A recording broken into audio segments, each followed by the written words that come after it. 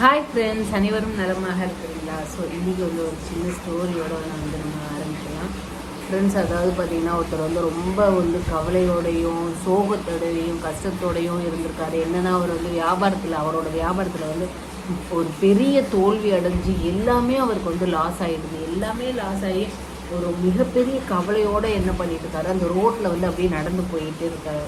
அப்படி போயிட்டு இருக்கும்போது வரப்போகிறவங்களெல்லாம் ரொம்ப சோகத்தோடையும் ரொம்ப ஒரு கவலையோடையும் வந்து பார்த்துட்டு அப்படியே அந்த நடப்பாதையில் வந்து நடந்து போயிட்டே இருக்காரு.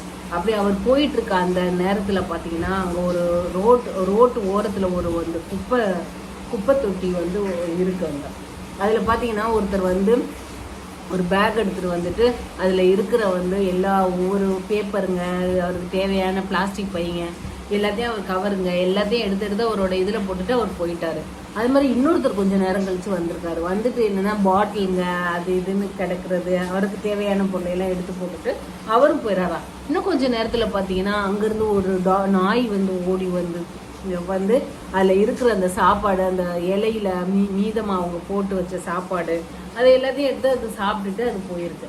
அப்புறம் இன்னும் கொஞ்சம் நேரத்தில் பார்த்தீங்கன்னா, அந்த வழியாக ஒரு மாடு வந்திருக்கு. மாடு வந்துட்டு அங்கே இருக்கிற இலைங்க, அதில் இருக்க அந்த எச்சி இலைங்க அந்த எல்லாத்தையும் வந்து சாப்பிட்டுட்டு அதுவும் திருப்தியாக சாப்பிட்டுட்டு அதுவும் போயிட்டுருக்கு. ஸோ இதை பார்த்தோன்னு தான் அவருக்கு என்ன தோணுதுன்னா, ஒன்றுக்குமே உபயம் இல்லாத பொருட்களை வந்து போடுற ஒரு குப்பை தொட்டியில் கூட வந்து எல்லாருக்கும் யூஸ்ஃபுல்லான ஒரு விஷயம் கிடைக்குதுன்னா, இவ்வளோ பெரிய பறந்து விரிஞ்ச இந்த உலகத்தில் வந்து எவ்வளோ விஷயங்கள் வந்து நம்மளுக்காக வந்து மறைஞ்சிருக்கும், நம்ம தேடி பார்க்கணும் அப்படின்னு சொல்லிட்டு அவர் வந்து அப்போ தான் யோசிக்கிறாராம் ஃப்ரெண்ட்ஸ்.